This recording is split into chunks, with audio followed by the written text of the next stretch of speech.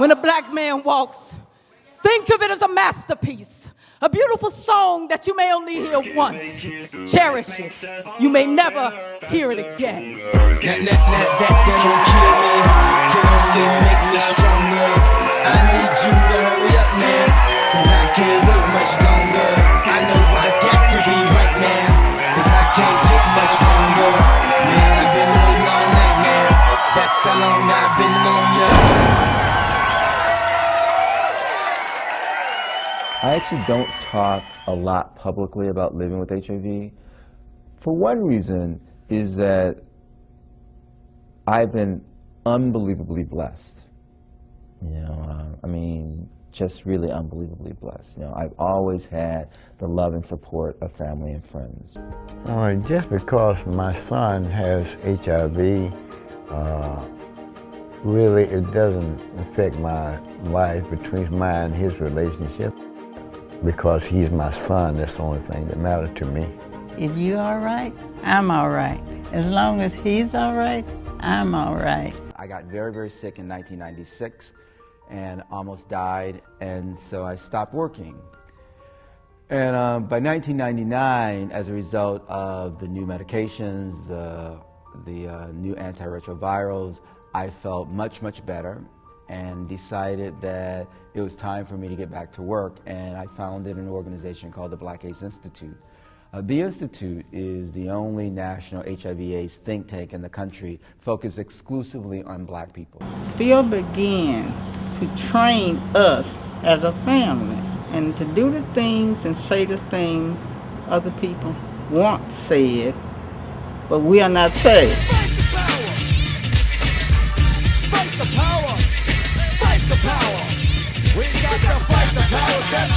We all know about it.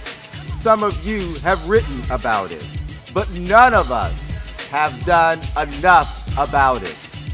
AIDS in America today is a black disease. When we know better, we do better, but we need to focus on how we're defining we. No matter how you look at it through the lens of gender or sexual orientation or age or education or economic status or where you live in the country, black people are disproportionately impacted by the disease. 70% of the new HIV/AIDS cases among young people are black. Now, that is not acceptable. Get up, stand up. Stand up for your Make a pledge here today. African Americans are nearly 50% of the estimated 1.2 million Americans living with HIV. In the U.S., nearly 50% of the people who have died of AIDS are black. I'm 1 in a million, you be 1 in a million. Get tested. I'm a black gay man living with HIV, and my community is under attack, and I have a responsibility and an obligation to respond to that. I don't know why I'm getting emotional right now. It's probably because Phil is standing behind me, and every time I'm around him, I'm just bursting with such pride to be in his presence. I mean, I applaud you so much for the work you do.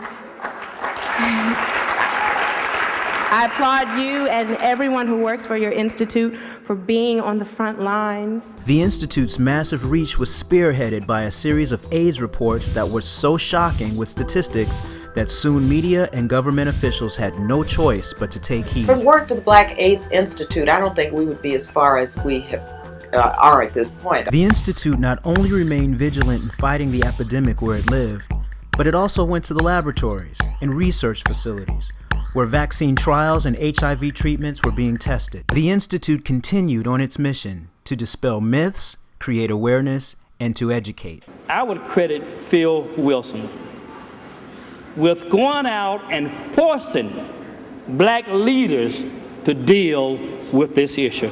From its humble beginnings as a small organization of 3, the Black AIDS Institute has grown into a national institution with chapters in 28 cities and 675 million media impressions per year. It's helped change the climate of HIV/AIDS in the black community, from hopelessness to optimism. The Institute partnered with the Kaiser Family Foundation for the Greater Than AIDS campaign, which became the largest HIV testing public service announcement targeted at people of color. Tell them, look at this. Do you want this? Not without a condom. HIV testing rates went up all across the country as a result. and the HIV infection rates among black women dropped by 20%, but the battle was not yet won.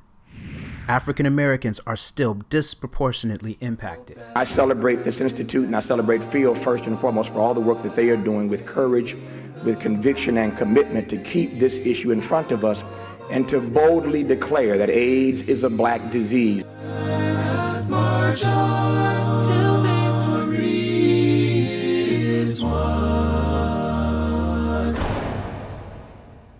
The fact that I've almost died twice, is not a small thing. And so in some ways, healing is confronting a challenge, a huge challenge, and